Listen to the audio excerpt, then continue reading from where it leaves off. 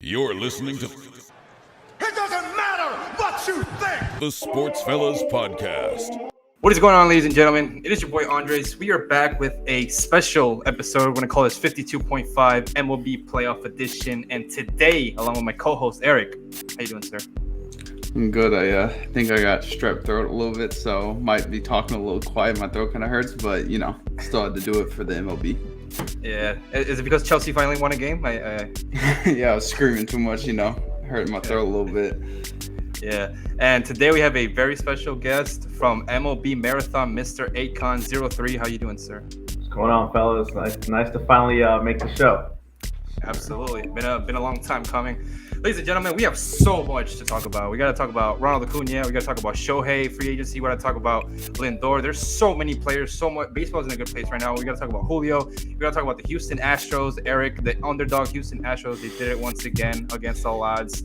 There is so much to be talked about, but nonetheless, man, straight into it. We don't like starting episodes on a sad note, but it was after like 3:30 p.m. Eastern Standard Time. Tim Wakefield passed away, and I mean, for the people that knew about what was going on, it caught them off guard. Me personally, caught me off guard. But when it comes to like terminal brain cancer, pancreatic cancer, you're just thinking the worst. But Andrew, when you got this notification, man, what was going through your mind? Yeah, it's funny. I grew up watching a lot of Tim Wakefield, especially as a New Yorker. You saw a lot about him. You heard a lot about him because he was always, facing the Yankees.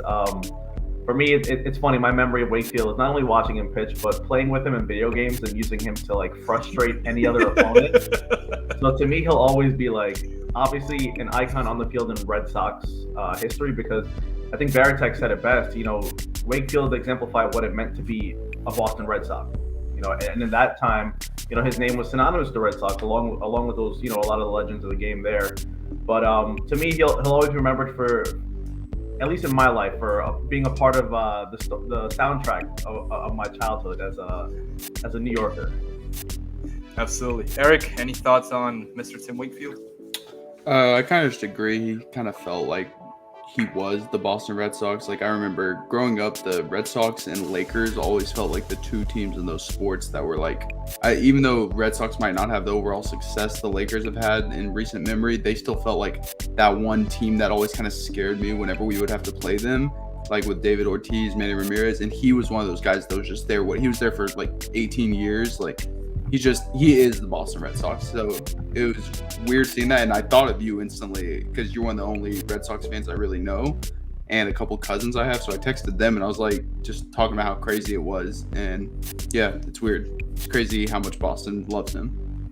Yeah, but like you guys said, that knuckleball in game in MLB 07, the show, was just something else, man. You knew how to get your friends frustrated when you were playing that exhibition. But on a happier note, I mean, not happy for me, but on a happier note, Miguel Cabrera retired after 21 years, and it's crazy because in the first 300 years of the sport, we as in Venezuelans, we only saw Luis Aparicio be a Hall of Famer, and now you got Miguel Cabrera, he could be a Hall of Famer.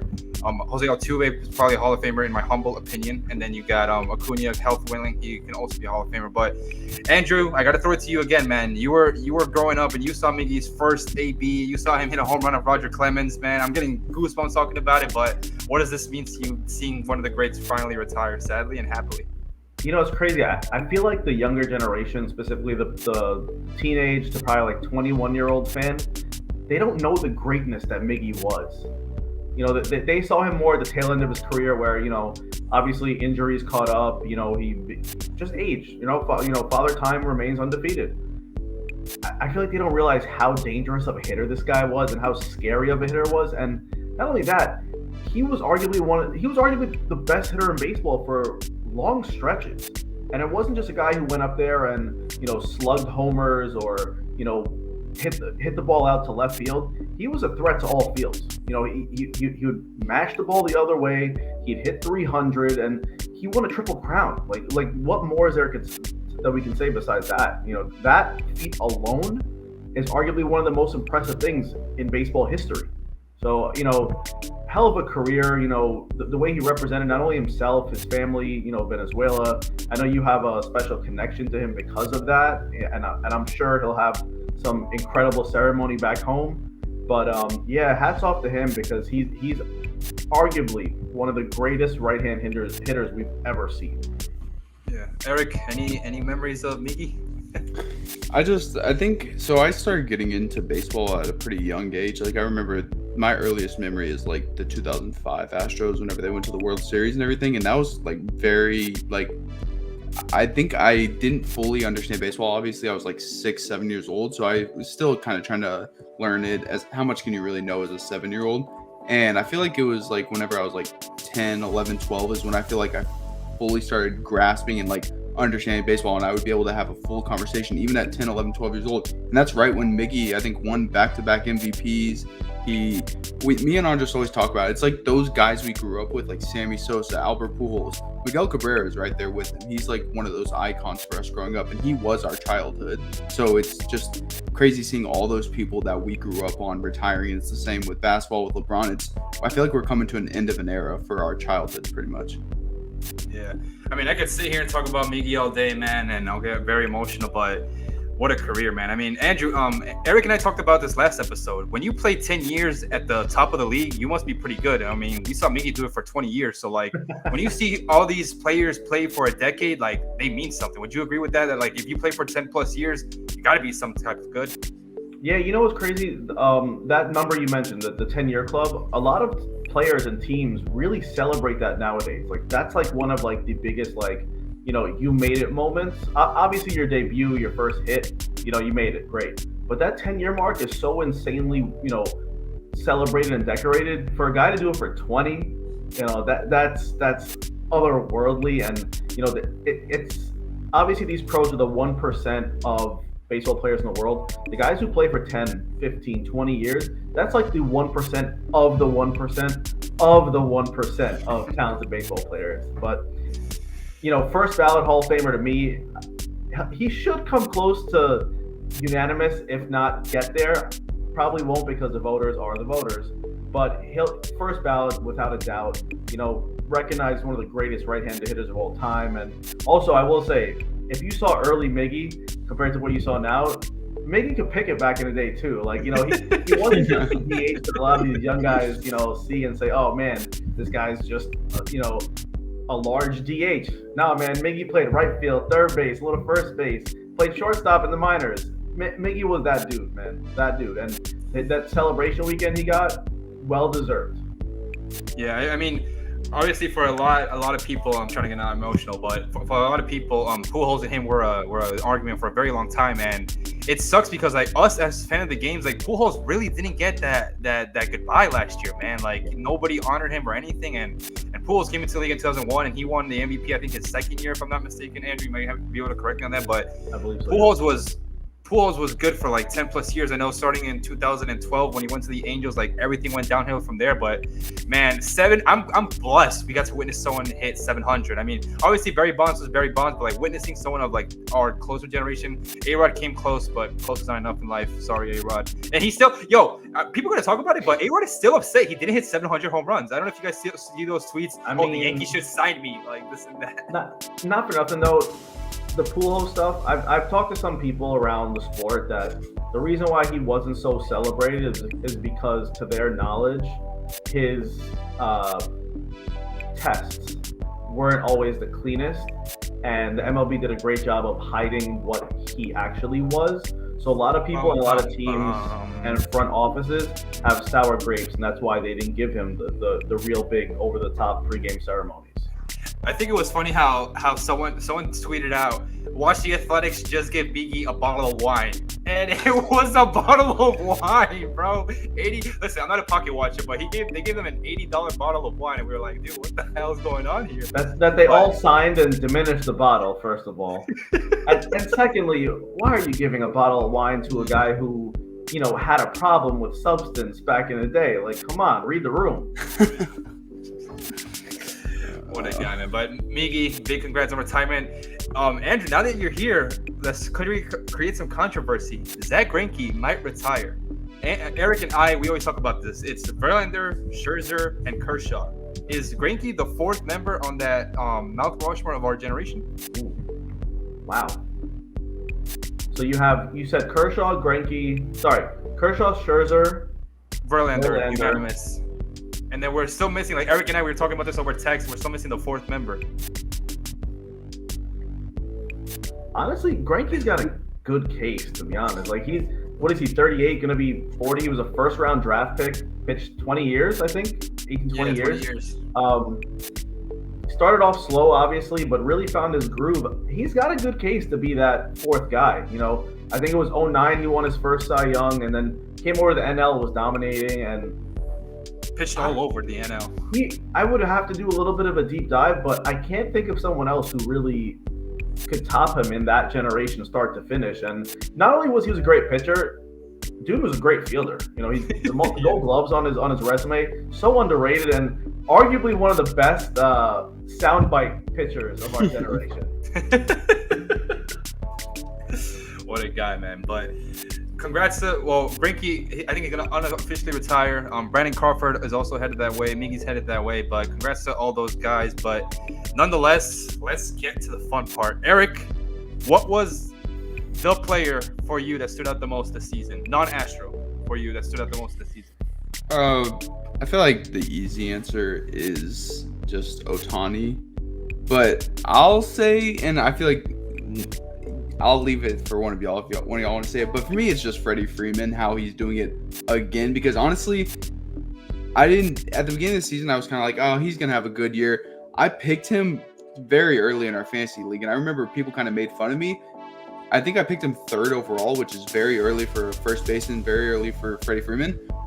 He ended up having a dominant season, better than he was projected, better than anyone expected. And for a while, he was in that MVP discussion. It kind of ended up being Mookie Betts and Ronald Acuna, and then just Acuna because he had an insane season. But the fact that Freddie Freeman, after all these years, is still playing at this high of level, it's hard not to be impressed with it. And he just, it doesn't matter whether he was on the Braves or the Dodgers. He went to not a rival, I guess. I wouldn't say they're rivals or anything, but he went to a crosstown team or cross-conference team, and he's still as good as anyone. Like, he's up there with the best hitters in the entire world.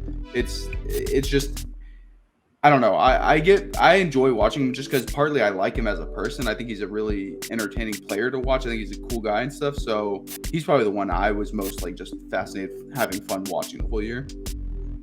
Andrew, player that stood out the most to you? To jump on the Freddie bandwagon there for a second, he stole 20 bases. Like, what? Slow. Okay. Yeah, all right. Let me just add that tool to the toolkit. Like, absurd. Who would have thought of that? Did he break the 60 doubles? Yeah, he's incredible. The guy's a professional hitter with no holes. But obviously the easy choices are the guys in the MVP race, right? You got Acuna, who did things that aren't human. You've got Ohtani, another non-human playing baseball. You got Acuna, you got Betts, but I want to throw some love towards a guy who probably would have won the AL MVP if not for Ohtani, but Corey Seager. Corey Seager, came off with Tommy John a couple years ago. People said his power was gone. The dude just absolutely mashed this year. Like, destroying baseball start to finish with his 50-year-old bat that has all the pine tar on it in the world. But absolutely incredible. When the Rangers were floundering and, losing that lead, and ultimately did lose the lead in the division, he was still there. Constant presence, just absolutely mashing. And I also want to throw some love to Matt Olson on the NL side, because last year his strikeout rate was insane. People were like, man, he's going to regress to the old Matt Olson, but credit to him for being the consummate professional that he is. He went back in the offseason, and if you watch his side-by-side from 2022 to 2023, his mechanics are wildly different. The step and separation has changed, the gather of the hands, like, he really went back, and how they say, like, the hardest working off season you've ever done in your life, all the things they say in spring. He did it. So kudos to Matt Olson and Corey Seager, and honestly, the health of the game is where this conversation, this topic is where we see that, because we can all rattle off like 10, 15 guys. Yeah, best ability is availability, and one of those players that was available all year long. I'm trying to not be biased because he's one of my favorite players, but man, Francisco Lindor once again had a hell of a fucking year, dude. Like enough with the underrating of Francisco Lindor, man. He's top 5 in win above replacement since he became a Met with that down year that he had in 2021. A down year for him is a career year for other people. Obviously, we know that. But on the AL side, I'm gonna be a little biased because I did pick Julio to win AL MVP this year, but Julio was fantastic. I mean, I know he was mediocre the first couple of months, but then he picked it up and became a cyborg the last, 40 or so games, but he was fantastic. But I do not like the Rays, but Yandy Diaz, I know they got some factory over there in Tampa and that I don't want to know about, but Yandy Diaz was incredible this year. Most underrated hitter in baseball. Absolutely. So I think those are my picks. On the pitching side, Kevin Gausman once again was fantastic for Toronto and played a big part in that final playoff push because a lot of people were saying, "Oh, here go the Blue Pigeons again. They're gonna miss the playoffs once again," and he pulled through. And man, there were so many players we could sit here and talk about. We could be here till midnight talking about so many players that had an incredible year, under the radar years. But man, what a beautiful year of baseball, and it was the first year with all the new rules. I thought when you said you were going to be biased, you were going to say Luis Arias because he had a crazy season. I mean, that batting average, whenever it was hovering around 400 for the whole year, I know batting average isn't the stat we use typically, but I still think it's fun to just see a 400 batting average actually is like a thing that a player has because that feels like something I can barely do on MLB The Show. Yep. Like, so I know it's not the go-to stat any of us really use, but I still think it deserves a shout because that's first player to ever win a batting title back-to-back in either leagues. That's absurd. Insane. He definitely deserves a shout. Yeah, but nonetheless, ladies and gentlemen, moving on to the second topic of the night. The MLB Awards, this is going to be a quick skit, sadly or happily, whatever you want to call it. Eric, I'll start with you. NL MVP. It's got to be Acuna. Andrew. Oh, Ronald. I thought it would be a little closer than this, but Ronald's just. I did think Betts had him for a little bit. He had him at the end of August. Yeah. Yes. When Betts went on that crazy run where he just like hit everything for like a 4-week stretch, I was like, oh, we might catch him. But Acuna said, I'm turning on the afterburners. See you later. I'm mad that he didn't hit 40 home runs, man. I'm like, dude, you got one more. And I'm like, really? Like, you were a try-hard for like 30 days and, well, not even 30 because it was like 65 because I know a lot of Braves fans on Twitter, a lot of them are homers. They were like, oh, Mookie doesn't deserve MVP because of 1 month. I'm like, dude, he's been killing it since like June. Like, stop it. Hey, let's not forget, Mookie's playing shortstop, second base, right field. Like, he was crazy, man. I'm kind of mad he didn't hit 40 home runs, man. Fuck you, Mookie Betts. He did break the RBI record for most RBIs at the leadoff spot, and Acuna was 1 RBI behind him. AL, unanimous. Shohei Ohtani, okay. NL Manager of the Year. I think it's unanimous that it should be Skip Schumacher. I'm sorry. Unanimous because everyone knew what the Braves were going to do. A lot of people wanted to be bold with the Dodgers. I mean, the Phillies made the playoffs. The Diamondbacks could receive a shout, but did anyone have the Marlins making the playoffs? I mean, I think he probably is who I would pick, but I think Counsell with the Brewers deserves a little bit of a shout. That Brewers did better than I expected, at least. Yeah, I feel like it's really tough for it to be unanimous, that specific award, but I would definitely pick Schumacher, and I go further to pick Kim Ng as the GM, like the front office person of the year, executive person of the year. It's just funny because like Marlins fans, they're so pessimistic, and they were talking to me about, oh, Jake Berger and Josh Bell were the worst 2 deadline acquisitions, and I was like, dude, like, bro, Jake Berger, he batted over 300, I think. Yeah. He hit the home runs in every time he spot. So did Josh Bell. I'm like, dude, MLB TV is free with T-Mobile. Like, ask one of your fans, and you can watch every single game. It's really not that hard. AL Manager of the Year, here's where it gets tricky because when it comes to the NBA, usually the team with the best record doesn't usually win Coach of the Year. Here in the MLB, I'm gonna say 70%. 7 times out of 10 it happens. The Orioles, bro. Yeah, Hyde. It's got to be him. Yeah, it's got to be Hyde. I think he had a shot. He had a case to win it last year. But this year, I think it's his year, and well deserved. The 101 wins for those guys, man, unreal.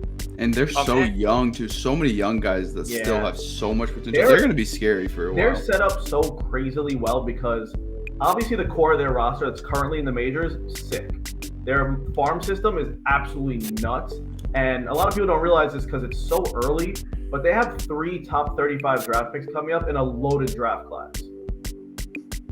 Yeah, they're scary. And that's kind of how I feel about I just wanted to give them a shout because he was in it probably for a while as AL Manager of the Year, but for the Rangers, they also are set up pretty well for the future. Well. I mean, the fact that they already are one of the best teams in the AL and then got Wyatt Langford, that's scary. And as an Astros fan, that's stressful because he is a dog. And they have a good bit of young talent too. They already have some veterans. They have a good mix in that locker room. Yeah. So I think they're going to just keep getting better, just like the Orioles. And I feel like a bold early prediction, maybe not so bold, but an early prediction I would have for the ALCS next year would be Rangers versus Orioles.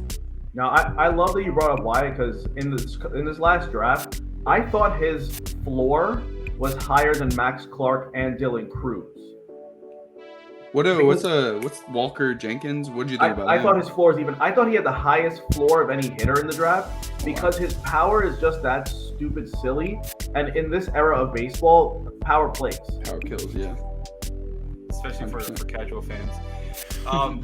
Bro, this is gonna be fun. I think so NL Cy Young, right? Andrew, we talked about this during the whole second half. Like, it seems like every single start, we were like, oh, he lost it. And then the next start, oh, this guy lost it. And then the third start, oh, he just, like, it was bouncing between Justin Steele, then Kodai Senga came along. Then you had Blake Snell, who was lights out. But, Andrew, you would know more than us. But the Blake Snell thing, did you see that he didn't really have a lot of innings pitched in the 7, 8, and 9 innings of the season? Is that a case against him? I have such a love-hate relationship with Blake Snell. It's crazy.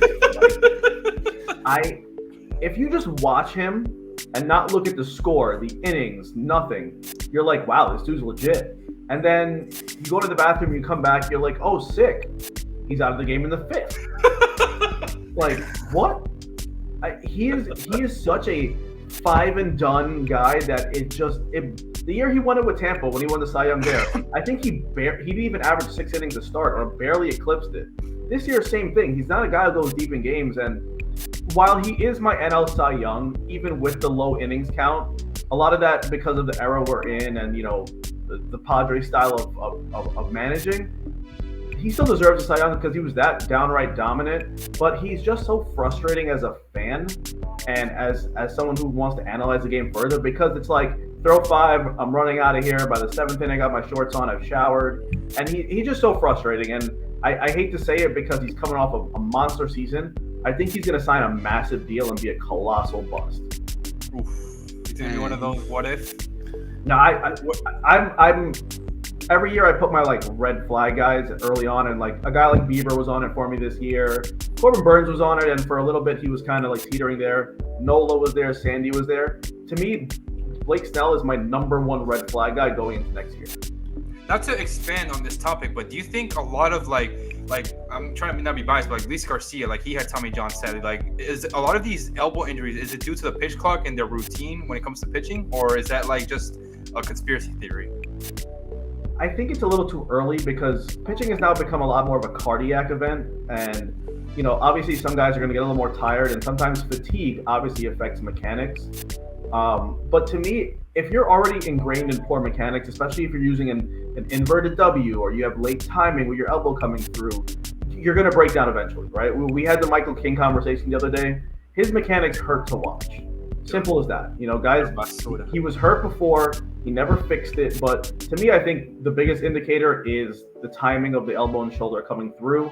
Inverted W, obviously. The Tommy John twist, and obviously the guys who go to Driveline's got a great reputation of increasing velo, but also higher risk of Tommy John. Oh, Blake Snell. Eric, who's your NL Cy Young? I was so that was one thing I was thinking. I would probably pick Blake Snell, but it is interesting the innings pitched argument because I think he was at 175-ish. I think about 175. And then you look at Logan Webb and Zach Gallen, they both had 210, 215. So that's a big difference whenever you consider that margin. 35 innings, that's huge. So I do think it's Blake Snell just because he was downright better than them probably. But I think the innings pitched and like you said, how frustrating he can be where he's the 5th inning, he's dialing guys up and then he's just out of the game. I think that could be something that prevents him from winning it, but I do think he'll end up winning it, and he would be my pick still. You got Blake Snell, Justin Steele. You got Corbin Burns for a bit was in the consideration, but there's so much talent right now, like for pitching and batting. Justin Steele, by the way, is so underrated.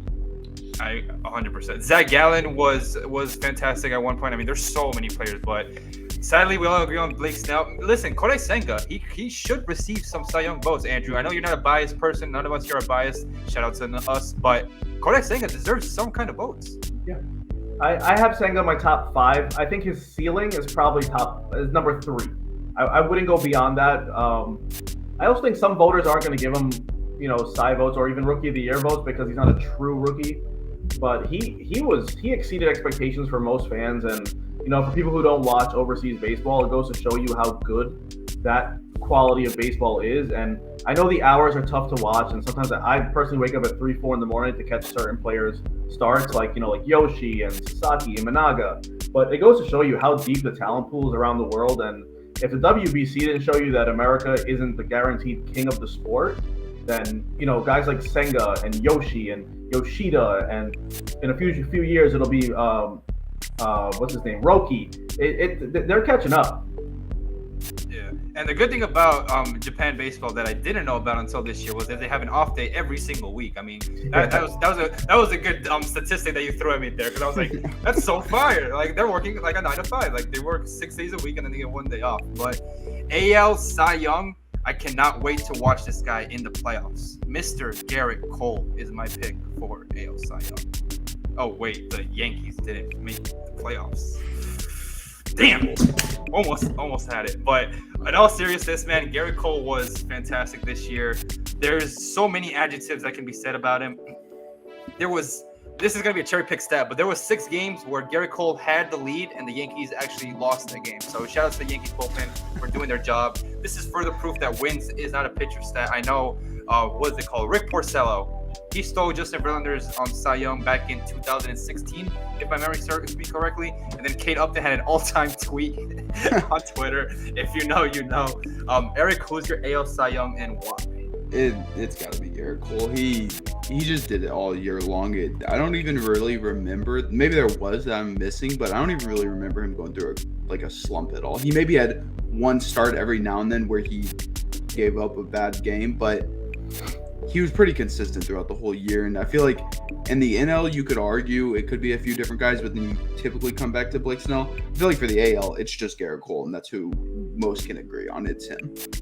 Yeah, actually, I think he wins this unanimously. I've got him far ahead of everybody else, but I do want to shout out Kyle Bradish in Baltimore. A lot of people were saying how Baltimore should have went out and got an ace. I still think they should have for the October part of it, but Kyle Bradish turned into an absolute ace. And shout out to Sonny Gray for putting together another sick year. But we'll get to the Twins later. But Coltrane definitely shut a lot of Yankee fans up, and I'm glad the Yankee fans finally laid off the guy, even though to me he never really deserved as much of the beating that he got from them. Yeah, I mean they did get an ace in Jack Flaherty, but oh well. Yeah, on the wins argument, I get so annoyed when I see people argue about wins as a pitcher. Like, the one person, and Andres probably knows I'm not a big fan of this guy, but I remember back in 2018, I'm a big Jacob deGrom guy. He won Cy Young with his record being 10-9, yeah. And Stephen A. Smith, who probably watches 4 baseball games a year, was going on and on about how that makes no sense and you can't win if you almost have a losing record. That is just, I feel like that's like glancing at the cover of a book and then acting like you know the whole story to it. You don't know anything. Like, he talks like whenever you look at wins for a pitcher, I feel like you're ignoring so much context. Yeah. And context matters in sports. I hate when people try and glance over stuff. It matters. Jacob deGrom that year was the best pitcher, and Garrett Cole this year is the best pitcher. Yeah. And it's as simple Same as that. goes for when King Felix won it, where I think he was 13-13, and people were in an uproar of that. And I'm like, did you sit down? I know he's on the West Coast, and you might have the time on the East Coast, but did you watch this guy pitch? Like, it made no sense to me. And the year deGrom won it, he had a 95% quality start rate, and people are just like, nah, it doesn't matter. I go, okay. Well, when your team scores -4 runs and you give up 1 run, 9 innings, there's some problems with looking at wins there. I think there was. What was the stat that he had more RBIs than earned runs at one point? Something like that. Yeah, it was something absurd. I think he had like 19 RBIs or something like that. It's wild, or 12, some nonsense. Yeah. What? Another year lost to DeGrom, but listen, man, when he's on, he's on. But NL Rookie of the Year, I think this is unanimous as well. Sadly, not sadly, because 25 home runs and 50 stolen bases as a rookie, you are disgusting. Yeah. Shout out to Corbin Carroll, man. We keep on listen. I feel like I'm repeating myself, but like I really don't care at this point. There was so much talent displayed this year, man, and I think we're very fortunate. Well, I'm very fortunate to have MLB TV. I know both of you guys are too, but there was so much going on at all times. Eric, would you guys agree? Absolutely. And I have to ask you, Andrew, you seem pretty locked in with like the draft and prospects and stuff. I'd consider myself a very like baseline. Like I pay attention to prospects, but I'm not like super tapped in. This past year I paid more attention. I'm trying to do that more. But back whenever he got drafted, I don't remember his name being like a hot commodity or anything. Was he like I didn't think he was ever wasn't he like the 20th pick or something? He was pretty late. Yeah, he wasn't like the guy in his draft. Yeah. He was always seen as that guy who was super toolsy and raw, but they were never sure if the power was going to come. And boy, it came. AL Rookie of the Year. Who do you guys have? Oh, by the way, speaking on this before we like totally dive into that Rookie of the Year talk, if a lot of like people aren't familiar with the new system, if your team has a guy who finishes top 3 in the Rookie of the Year, you get an incentive for that now. An extra draft pick, extra international bonus money. So like the Diamondbacks the Diamondbacks or Orioles, if Gunnar and Corbin win, they get an extra first round pick. Wow. I did not know that. That's crazy. Yeah, if your player comes in 2nd or 3rd, you get extra international bonus money. Sheesh, that's huge. You learned something. I did not know that. I didn't either. Okay, well, back to that point. It's got to be Gunnar Henderson, I think. Gunnar. You know what's crazy? Gunnar didn't start off hot. Like people were talking about, I drafted him. They might demote him. Like it was crazy. Yeah. But to go back to that Corbin Carroll point, that draft, if you go back and look at it, I want to say it was 18 or 19, I forget. But that's the Adley draft, the Bobby Witt draft. That draft might be looked at in the future years, and you're like, wow. Obviously, what's his name came out of it too, Alex Manoah, but he's got his own problems. But I think that draft was Riley Green, Lodolo, I want to say Josh Jung, but that draft was absolutely stacked. And then Torque went the year after, right? Torque went number 1 either in 20 or 20. I think it was 20. Yeah, I think it was 20. Yeah. Okay. Yeah. But I think it's between Corbin Carroll and Senga, but I feel like the casual stats are more appealing to voters. Sadly, we're in that generation where like the older people get to vote and stuff, so I think they'll vote Corbin Carroll. Closed that gap pretty fast too. Yeah. Senga, if you needed a quality start, he was your guy to beat. Moving on to the last topic of the night. Before we start with our predictions and everything, we gotta address the elephant in the room. Eric, first of all, congrats once again on being ALS champions.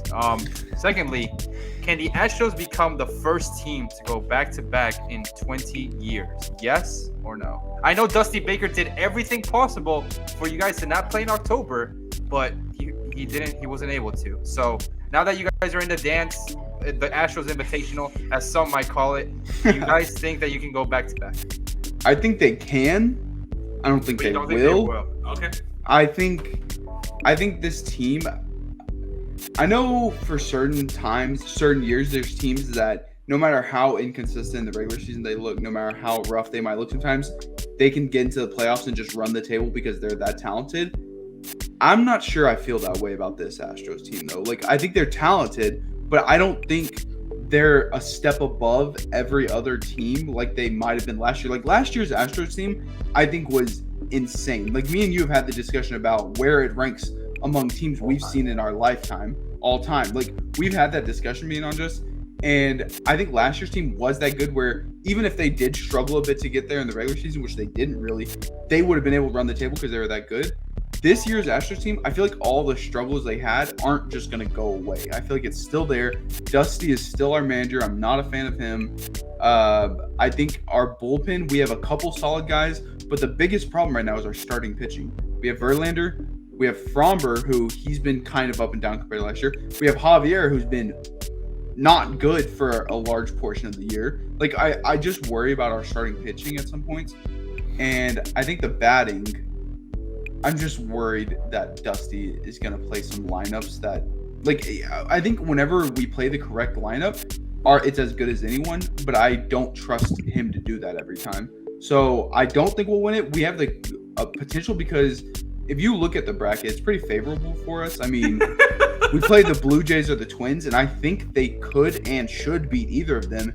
And then that puts you in the ALCS. And once you're that far, it's anyone can win it. Like, if you're down to 4 teams, who knows what could happen. So they definitely could. But I would still pick probably the Rays, Rangers, and Orioles all over the Astros and the AL, just because I'm not sure, which is another point on how favorable our side is, that we avoid the Rangers and the Rays.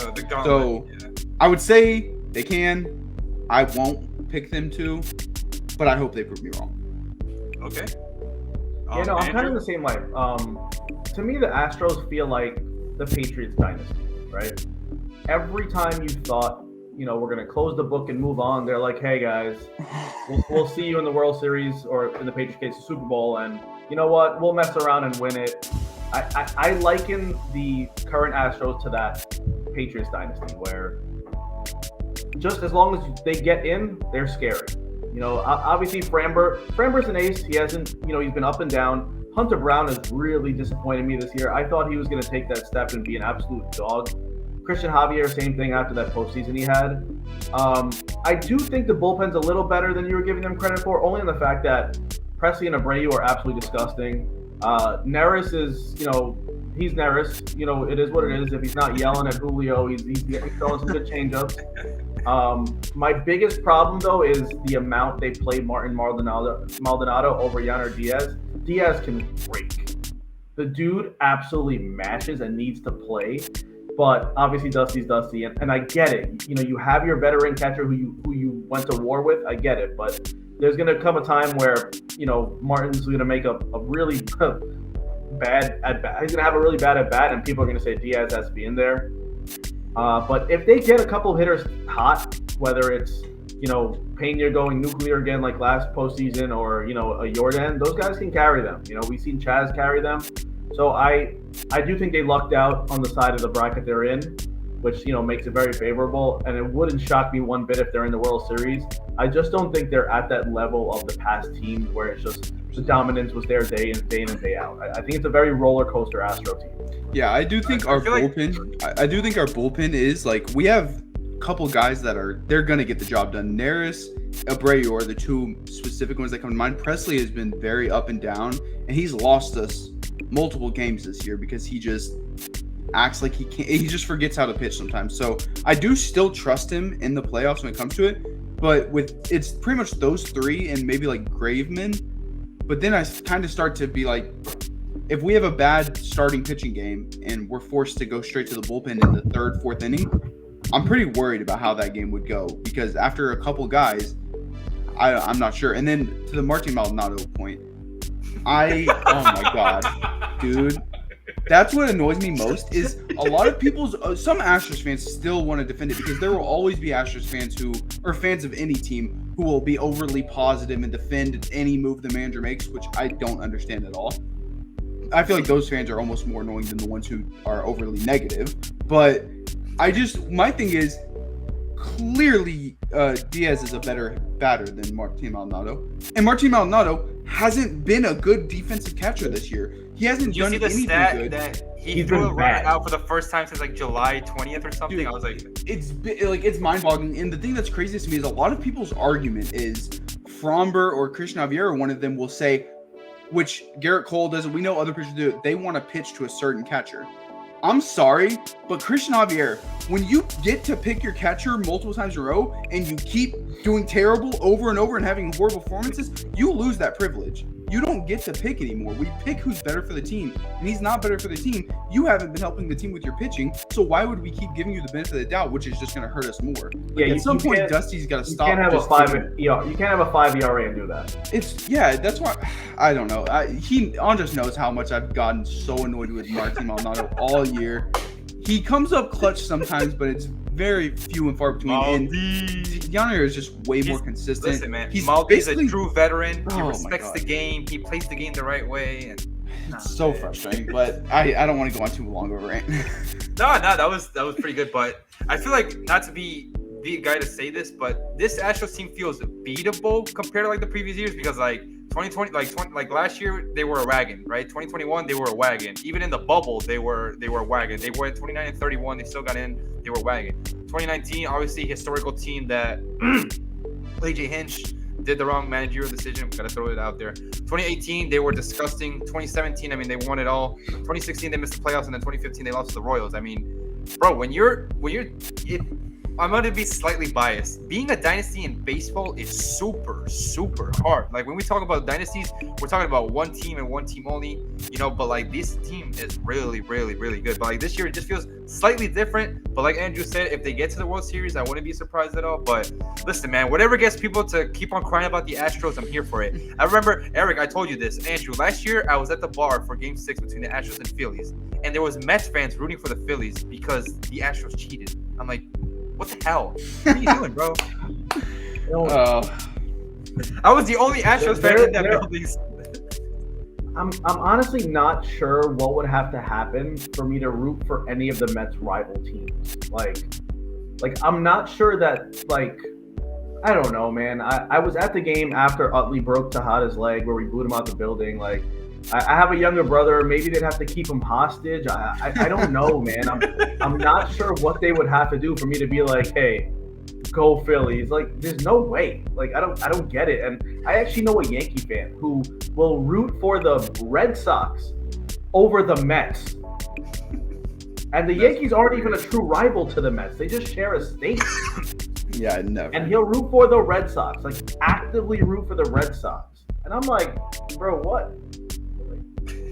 I don't get it. With that being said, it's terrible. With that being said, Andrew, you're our guest today, so I'll let you choose first. Do you want to go over the American League first or the National League? I feel like let's run the AL. I feel like it's a little more up in the air, both series. Okay, Eric, start us off. What is your prediction in the wildcard series? Okay, we'll do Twins Blue Jays first, I guess. Okay. I feel like that's Eric, Andrew and I were talking about this morning. That series might end up in a tie because like they both want to get rid of those playoff curses. Twins haven't won since Obama was in office. The Blue Jays are just happy to be there. But no, on a serious note, Eric, who wins the series and why? I'm gonna take the Twins. Because I feel like almost every year there's a team where I look at both of them and I think, well, this team's way more talented. This team has more. They should win, but it's always the team that had been doing solid to end the year, had been the team that had been there kind of doing it all year. And granted, they're in the easiest division in baseball. It annoys me how easy their division is, but I just have a feeling, and Andres loves to hate on Carlos Correa, but I think Carlos... Whoa. Okay, that's a tech. That's a tech. Okay, fair. But I do think Carlos Correa is gonna play pretty decent. I think they could catch fire. I don't think it'll be enough at all to like win the World Series. They're not that talented of a team, but granted, it's a 2 out of 3. Like you got Pablo Lopez. Yeah, something crazy doesn't have to really happen for a team to win a 2 out of 3. And the Blue Jays are that team that no matter what they do, they just can't get it done. It feels like to me. I know the Twins haven't really gotten much done, but I think I'm just gonna. I'll be bold and actually say Twins in 2. I'll say they just beat them both times. Okay, so you did say that there's a team that you feel like once they get in, they could do it. And every single year, the Blue Jays are everyone's preseason champions. I know this year was the Padres. Do you feel like the Blue Jays can get in and do some damage, or this is it? I think that first game will obviously tell a lot. And granted, like I said, it is best 2 out of 3, so you can't really have a bad game and then come. Like, it's pretty tough if you go down 1-0. your back's already against the wall. But if they come out the first couple innings and are already just firing, I think that'll carry over far. After 2 innings, I feel like I'll be able to say who I think is going to win the series. I think that's how I feel about the Blue Jays. 2-3 innings. If they come out firing, I'll be nervous as an Astros fan going up against them. But I just don't see that with this team. I feel like they find a way to not be what we always imagined them being. Okay. Yeah, Andrew. so for me, top to bottom, this is the most even series of the entire first round, right? Coming into the season, we thought the Blue Jays would hit homer after homer and carry them into the playoffs, and then you had Vlad not play well. You had Dalton Varsho not play too well. Matt Chapman started off raging hot, and now he can't get a hit. But to me, the Twins have the most underrated rotation in all of baseball, and that's 1 through 5. You know, you got 2 top 5 or top 10 Cy Young contenders in Pablo Lopez, who struck out 234 batters this year. Like, his velo was off the charts. They've got Sonny Gray, who another guy can finish top 5 in the Cy Young. Joe Ryan, when he was healthy, absolutely filthy. You know, we've seen Kenta Maeda come in and get big outs in big situations. And then you got Bailey Ober, who had a monster year, and no one's talking about him, who's likely to be in the bullpen. But to me, the series is very close to the best. Neither teams have super, consistent offenses, especially the Twins. They didn't have a 20 home run hitter in the whole season. I think it was Max Kepler came the closest. Max Kepler, yeah. But to me, their health, the Twins, could be their undoing. But ultimately, it comes down to, is Correa healthy? Royce Lewis, you don't know what's going on with Buxton. But to me, I'm a big proponent of pitching wins series, and I've got the Twins in 3 tight games. I would love to see Edward Julian kind of, the Canadian playing in Minnesota eliminate the team from Canada. But I've got the Twins in 3. I think it's going to be a really tight series, and at least one of these long playoff streaks will be broken. Twins is 18 games, and the Jays have lost 5 in a row in the playoffs. Absolutely absurd. But yeah, Twins in 3. Twins in 3. Okay. I feel like, so when it comes to the Central Division in both leagues, I feel like this is the one division where everyone hates it, right? Because these are the leagues that are making us say get rid of divisions like in Peach Ball. But the Twins, it just feels like different. And I know in 2019 they hit like 900,000 home runs, and then the Yankees came in. They're like, okay, that's cool, whatever. But for some reason, like you guys said, like this year the Twins feel different. Like, it's the best 2 out of 3. It's not a 7-game series. You don't have to plan for 7 days ahead, 8 days ahead. Like, you gave me Paulo Lopez today, Sonny Gray tomorrow, boom, like that's it. You know what I mean? So they could very well be surprising. And then on the other side, obviously you have Kevin Gausman. You got playoff Springer. You got playoff Correa on the other side. I mean, one of these is gonna have a storyline type series against the Astros. I mean, we'll see which one it is. So Eric said that he wants Correa to play his former team, but it'll be interesting. But I think I can't pick the Blue Jays, man. I'm sorry. I'm gonna go Twins in 3 as well. I'm sorry. Like, the Blue Jays, they're the preseason champions every single year. I think this year Blue Jays Padres. Last year Blue Jays Padres. Like, every single year it's supposed to be what America's team, quote unquote, and they just don't get it done. Blue Jays have been mediocre all year long. MVP Vlad took a step back. I remember 2021, people were like, oh, Vlad deserves MVP over Ohtani because his team is fighting for the playoff push. Like, no, I'm sorry. But let's get to the other series, and I do not like either of these teams at all. Andrew, please start us off with this one. This series to me is the opposite of the other, right? The other one, it's 2 teams who are gonna pitch and pitch and pitch. I think this series, home run derby, baby. Yeah, after Glasnow, there's no big pitcher in this series, right? The Rays have a 5-man rotation on the DL in McClanahan, Springs, Rasmussen, and on the other side, the Rangers got DeGrom and Scherzer on the shelf.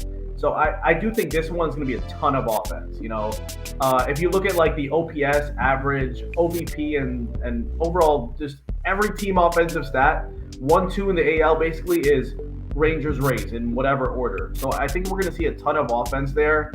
I'm very curious to see what the Rays do with their roster, right?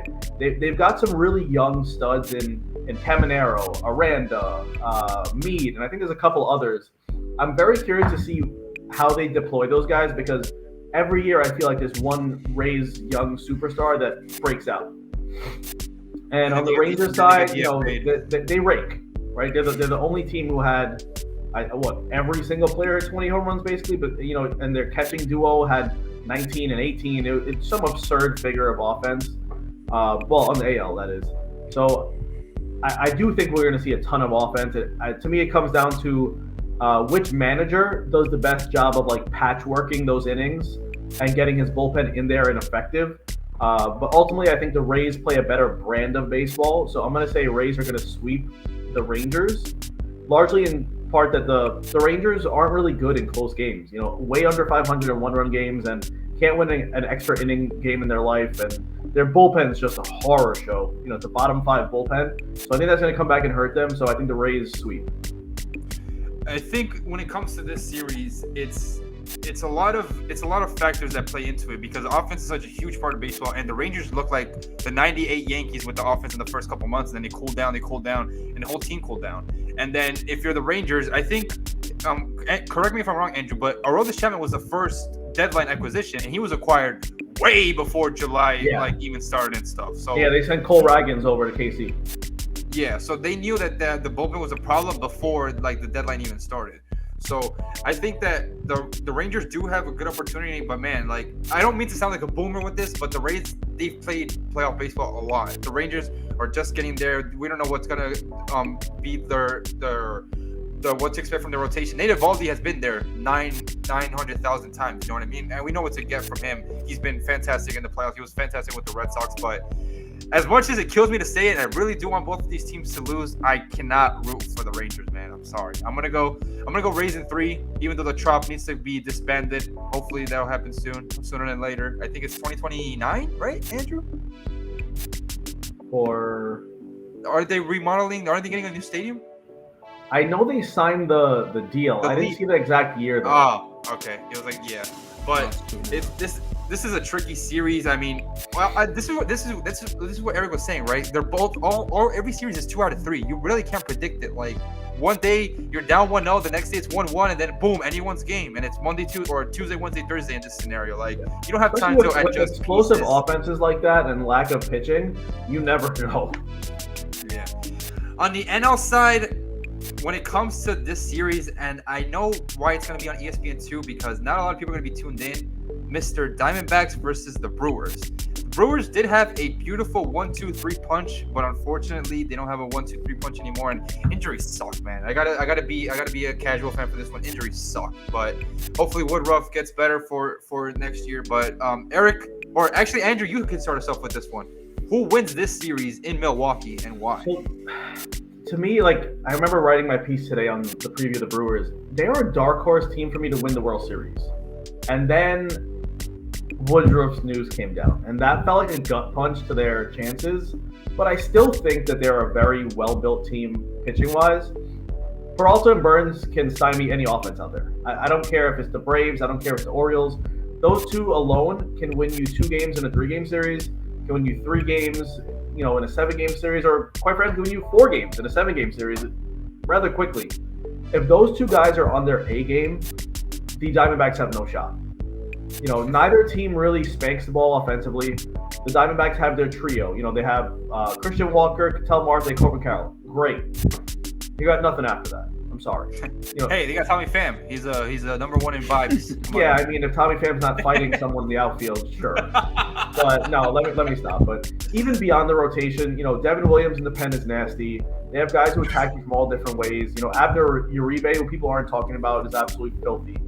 And a big factor is Gallen and Merrill Kelly aren't available for Game 1. If Milwaukee wins Game 1, that puts the Diamondbacks really behind the 8 ball. But I will say, if the Diamondbacks do steal Game 1, that's an absolute game changer. But I think neither side's great offense. The Brewers' pitching is just too good, even without Woodruff. So I think the Brewers sweep them. Brewers sweep. Okay. I feel like this is an easy series though. This is an ugly series, but an easy series. I'm going Brewers too. Eric? Yeah, I'm gonna go Brewers too, just because the way I feel about the Diamondbacks is it felt like they could be a team that would start coming up and making the playoffs soon, but it feels like they're a year too early almost. I felt like this isn't quite their year yet, and they did overachieve. They had a great season. saw a lot of good stuff that you can bank on for the next few years, maybe. But it just feels a year too early, and I just think with the fact that their two best pitchers aren't going to be ready for Game 1, like I don't know. I feel like the Brewers are just simply going to be able to out-talent them, and sometimes that's all you need. Sometimes it's not about game plans. It's not about this. If you're already missing your two best pitchers for Game 1 and you're not as talented, it's a tough hill to climb. Marlins, Phillies. Eric, don't do that, bro. Don't do that, bro. You know who's going to win. You know who's going to Absolutely. The Marlins are going to do it, bro. All okay. right. With the power of friendship and the fish celebration, they're going to win the series. Listen, I feel like, bro, the Phillies last year, like, I really do not like that team as much as I do not like the Yankees. But last year, like, they really shut a lot of people up. They went into St. Louis. They smoked the Cardinals. They went into Atlanta. They smoked the Braves. I think there was a stat that the Braves lost like 900 day games last year. So Game 1 was a day game, and they got absolutely smoked. The Phillies have one of the best 1-2 punches in Nola and Wheeler potentially, but the Marlins do have good numbers against them this year. I know postseason, everyone's 0-0, and I get it. But listen, if there's a series where the power of friendship and vibes could win, it has to be this one. But a lot of Philly fans are excited for baseball. The Phillies have been red hot. I think they finished like 11-3 in their last like 14 or so games. They're ready for October. Bryce Harper, I am so glad Bryce Harper had a fantastic year despite having a torn UCL. I mean, what more can be said about this guy except for Angel Hernandez? Because you know what he brings to the table. Bryce Harper started off as a DH, then he went to first base, and he wanted to play every single day. And despite him being injured, that's what you want out of your best players, right? Kyle Schwarber had the most MLB The Show statistics ever, 198 batting average with 44 home runs and over 100 RBIs. That made no sense, but you know what? I'm gonna be slightly biased and say the Marlins are gonna win this series. But Eric, you're a big fan of Bryce Harper as well. But what do you think about this series? I don't dislike the Phillies, but I definitely like the Marlins more.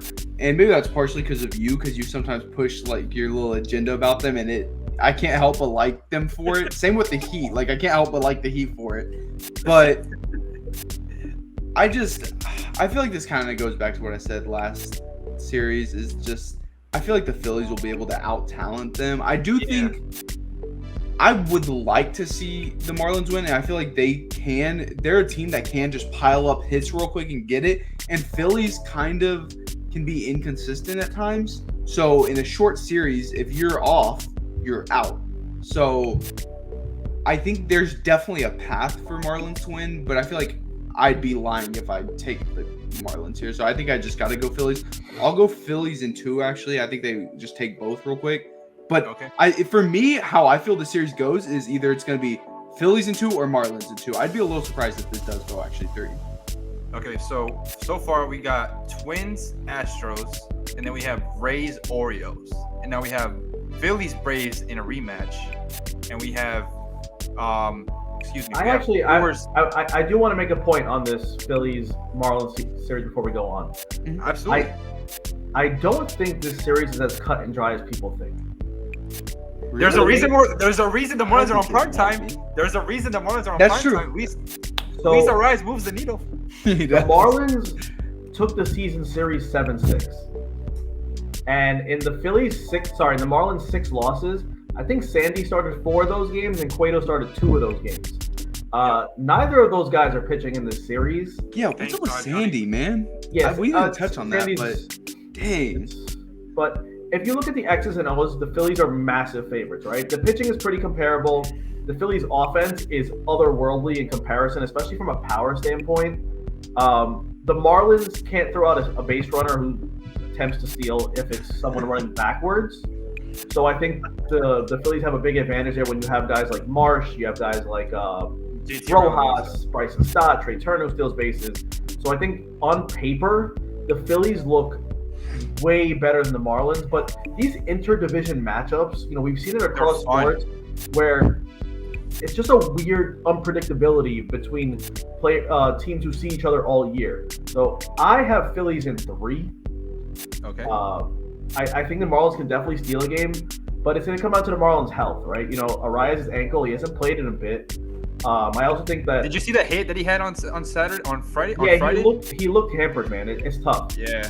But I have Phillies in 3. Obviously, a sweep wouldn't surprise me, but I don't really see a route where the Marlins finish in 2. I do think the series goes 3.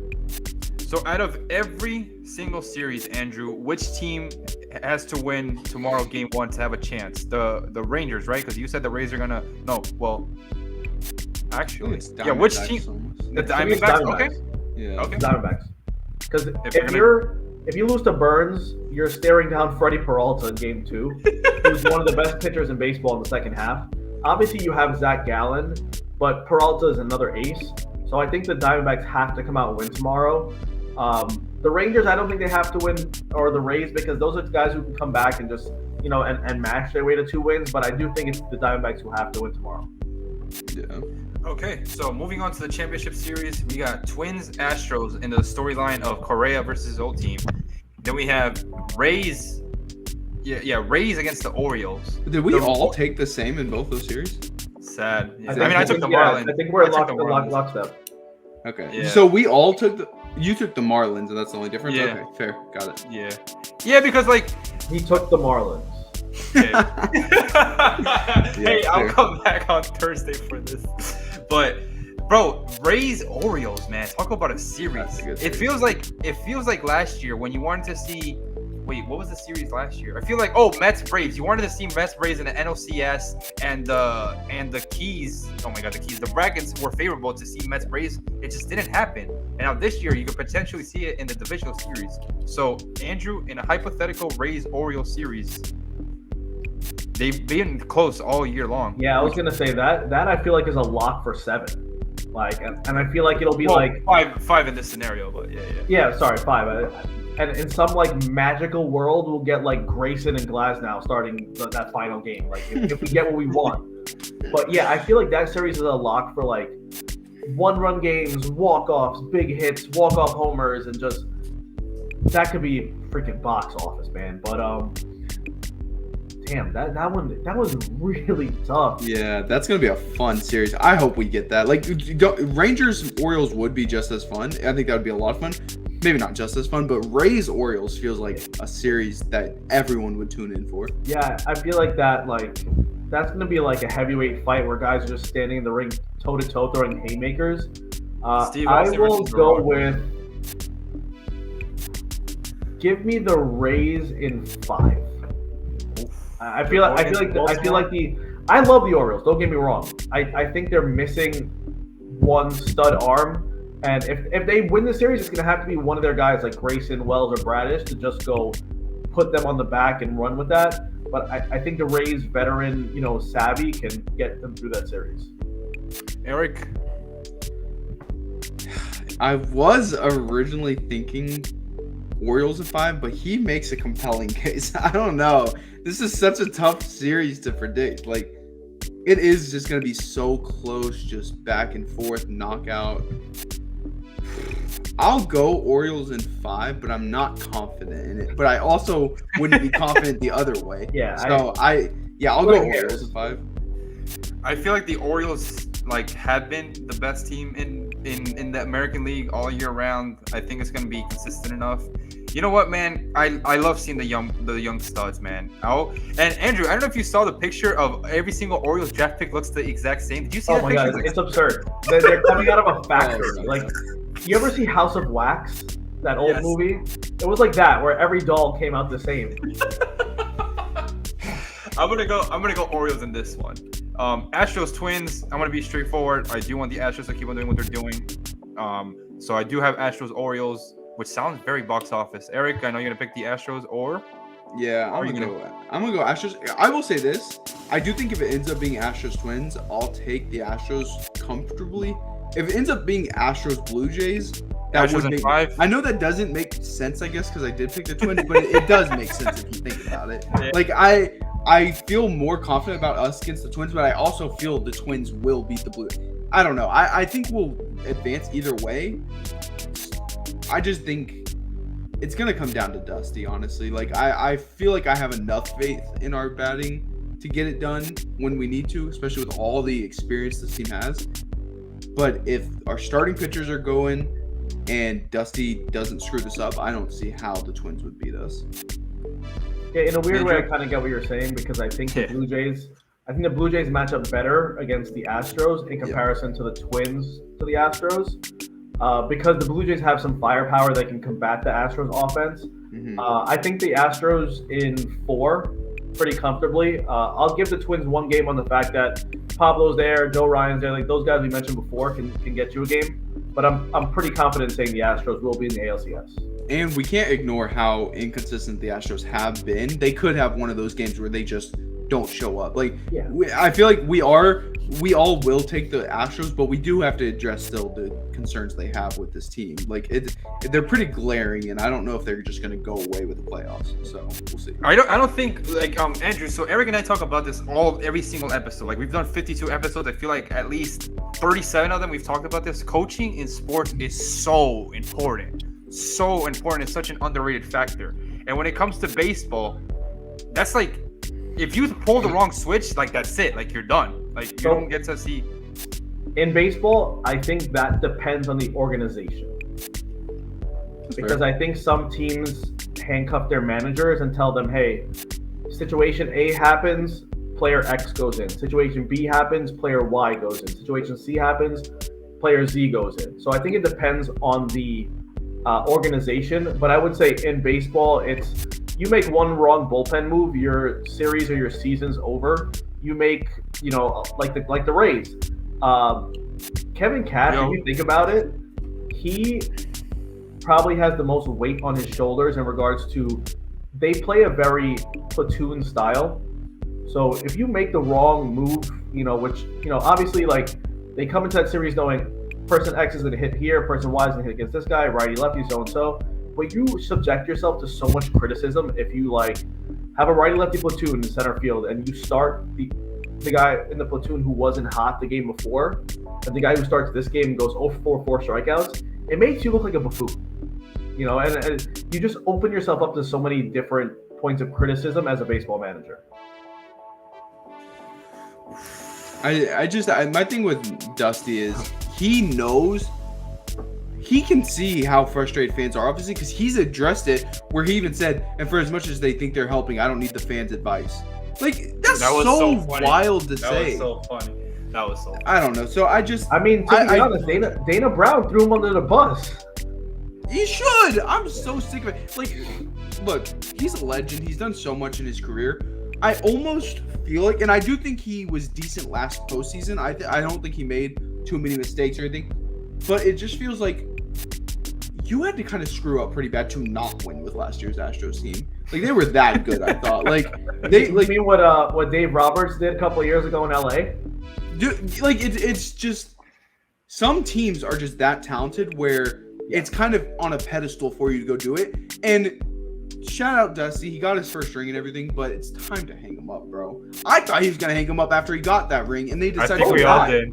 I think we all did. I thought he was gonna hang him up, and Snitker was a lock because he's the next hotshot manager everyone's talking about. But sometimes it does take a lot for a manager to a team to win despite a manager. And sometimes it's your team's so good it doesn't matter. Shout out to Joe Torre for all those teams he got and didn't have to manage much. Case like that. Dusty was given that roster on a platter, and they said, just don't mess it up. And I will say, it's a good test for him this postseason because we're not as talented that year or as last year. So if he can have a good playoff run, he'll prove a lot of us wrong. He'll prove me wrong big time. I'll admit it. Hands up, but I was wrong. There was a game. There was a game in August, I think, or July, where Jordan Alvarez was batting 5th, and I think you texted me about it, or I texted you, and I was like, dude, why is the best player on the team batting 5th? Yeah, and dude, I don't know. Jordan's one of the best lefty hitters in all of baseball, and in your own lineup, you're batting him 5th. Come on, man. Yeah, he's too inconsistent with it, and then the way he'll play Dubon sometimes. Whenever, the thing that's most frustrating is, I like Mauricio Dubon, but there will be a stretch where Chas McCormick has a 3-hit game, a 2-hit game, 2 home run game, and he just takes him out and puts Dubon in over 4. Then he puts Chas back in, and then Chas is cold and doesn't have it going anymore.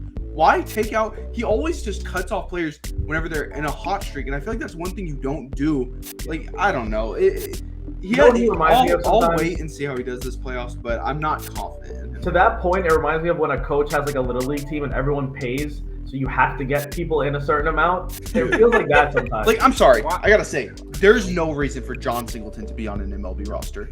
That dude's not good at all. Like, what are we doing? I would rather have Corey Julks back up here hidden than him. Like, John Singleton had that 2 home run game where it was like, oh, it's been this long since he hit. What has he done since? Have you seen anything about him since, other than maybe how bad he's doing? Like, it's just. Oh, Dusty, never retire, Mr. Dusty. It's a nightmare. But the National League, obviously, I think we all have Braves, Dodgers. We all want to see it. But I will say this: I really don't think the Dodgers are gonna bite the Braves at all. Like, I mean, I know I don't know, man. I want to be bold and say the Braves are gonna smoke them, but even with the Braves' injury concerns in their rotation, yeah, I feel like it'll be. As a baseball fan, I hope we see 7 games, but I don't know, man. The Braves look. It's funny because what was the year that the Yankees were home run or bust? It was last year, and then they got every year. Yeah, fair. That's also fair. But divisional matchups could be tricky. I mean, we'll see. But I think the Dodgers, I feel like everyone is playing with their name because, like, coming into this year, the Padres were supposed to cure cancer and find the cure for everything, and they did. Nathan. But the Dodgers were, like, not to be that person, but the Dodgers were underdogs, like, coming into the season, because a lot of people said they don't have it anymore. Their lineup is doo-doo. Walker Buehler died. Dustin May died. Kershaw was like 46 years old. They might be able to play with a chip on their shoulder, and it would be so Dodger-like that the year that nobody is picking them to go to the World Series, they actually do make it. So, Eric, would you want to see another Dodgers-Astros rematch? What do you think? Ooh, I feel like that would be. I don't think the Astros dynasty is necessarily ending. I think they'll still contend, but that would be kind of a cool, like, last series before the Astros downhill starts coming. That'd be a good send off. Vincent J. Kennedy McMahon has his hands on this playoff run. So I don't think it'll happen, but I would love for it to happen. I'd rather us play the Dodgers than anyone in the NL. Not necessarily because I think we can beat them more, but just because I feel like that would get everyone into it more because it's a rematch from 2017. It's from all. So you're aiming for ratings, just like Vincent J. Kennedy McMahon, baby. Amen. Pops right there. Andrew, who is your pick out of the National League? Here's, like, if the Phillies get through, man, they can cause damage. They can take down the Braves. I really do think so because we've seen the Braves disappear in the playoffs. The Braves rotation gives me pause. Like, Strider, he's hit or miss oftentimes. Max Fried is hurt. Charlie Morton's hurt. Bryce Elder hasn't pitched well in 6 months, it feels like. Bryce Elder, man, what a legend. Obviously, I'm exaggerating, but he hasn't pitched well in the second half, so that rotation kind of scares me. But I do think, like, the Braves' offense is so absurd that, like, it's hard to pick against them. But I do have the same questions for the Dodgers. Where do they go in their rotation after Kershaw? Like, it's crazy that these two teams are the odds-on favorite to make the NLCS, and you don't know the status of their rotation. That shows how good of a team these two teams are. Yeah. But if we're talking about, like, what the best ratings would be, I feel like Astros Dodgers is probably your best bet ratings wise. But I do think the diehard fan might suffer from a little fatigue that way. Yeah. But your casual is gonna love seeing all the homers and the athleticism. And Dodgers Braves has some explosive offense potential where you're hitting the over on every game. So if I had to put my money on it, I'm not betting against the Dodgers the same way I'm not betting against the Astros. I will say I think the NL has a lot more fascinating potential matchups than the AL. I think the NL is. But in the AL, you could have Rays Astros Part 3. You could have Orioles Astros, which is the dynasty, the potential end of a dynasty, and the potential of a new one. Dynasty, like beginning, yeah. Yeah, exactly. Then you have potentially you can have Rangers Astros as well. That could also be another ALCS matchup. Oh, that would be awful. I would be sending some nasty texts to some friends of mine if that happened. Listen, if Vincent J. Kennedy McMahon could have his hands on this postseason, and we don't know. But nonetheless, my World Series prediction, it's gonna be Astros Braves. We're gonna see a rematch of 2021, but but this time there will be a different outcome. I think the Astros get their revenge and they become the first team in 20 years to go back to back.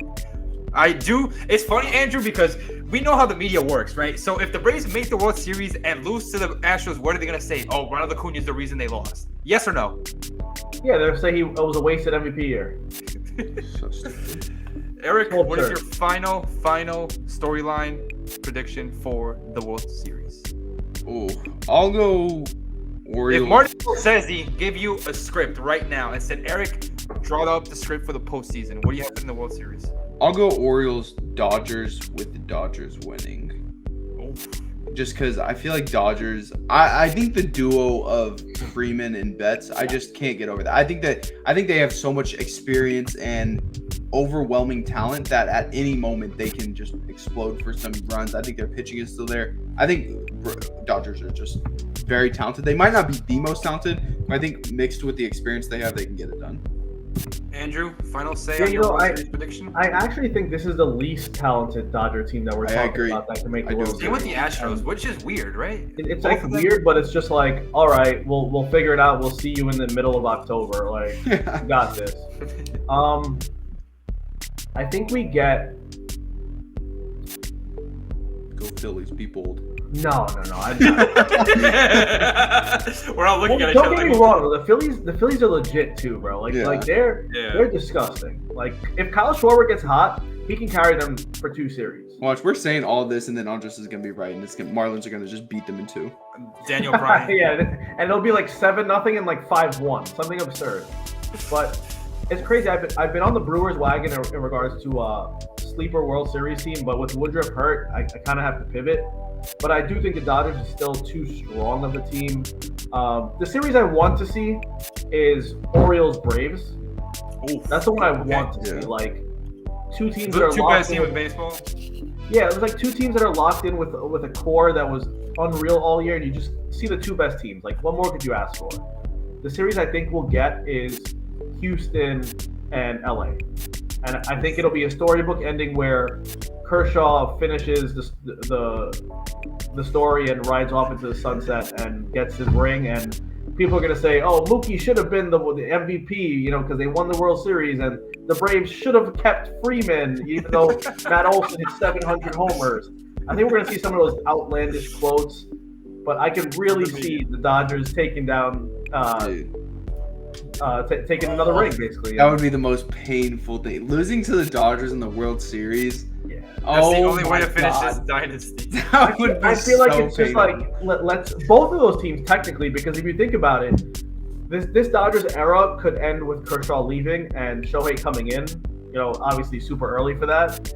And the Astros era could kind of like end with Dusty leaving and a new manager. So you can kind of get two pivotal franchise moments here. Well, I do want to just say either way, if Astros do beat the Twins or Blue Jays and make it to the ALCS, I think that's 7 straight ALCS appearances, right? Yeah. Like, even if we don't win it all, I'm just glad I got to live through this as a fan, because I lived through the Astros era, and that was painful, and the whole city just was so down on the Astros. Like, it was so hard. The games would be empty. Like, people still cared and would watch sometimes and stuff, but it's hard to put everything you have into a team like that. And the fact that we've been able to watch this whole run, I'm never gonna take it for granted. And I miss the hill at Minute Maid Park, man. Tal's Hill, one of the best plays I've ever seen was one of them running back, and he tripped on it and fell, and the ball landed right in his glove as his glove slammed the ground. Absurd. One of the best plays I've ever seen. It should be gone. It was definitely dangerous, but I miss it so much. No, this Astros dynasty to get to this many ALCSs is wild, especially in baseball where you rarely see that anymore, and it's damn near impossible because so much can go wrong over the course of 162. It's not like the NBA where what teams are going to be there in the Final Four every year, basically. But NBA. It's true though. No, we agree 100%. No. Eric and I agree, Andrew. We talk about this, and I got Eric. Well, I didn't get Eric into tennis, but Eric has been watching more tennis. So, Eric, if you need a tennis question, Andrew's your guy to be as well. Anything. So, but Andrew, before we go, can you give a shout out to Mr. MLB Marathon where we can find you, please? Yeah, you can catch me on MLBmarathon.com, or our Twitter handle is the same exact thing, MLB Marathon, or myself, Akhan03, AKHAN03. Yeah, that's where you can find me, and hopefully you'll catch me on another episode with Andres and Eric in the future. Yeah, well, this has been a lot of fun. Andrew, thank you for doing this, man. This was in the works for a while. We wanted to do this at All-Star break, but finally our schedules met. Christmas tomorrow morning. This episode will be out tomorrow, Tuesday, October 3rd at noon, right before the games start. The games do start at 3:08 p.m. Eastern Standard Time. Eric, pleasure as always. See you tomorrow for playoff baseball, and we'll talk very soon. Yes, sir.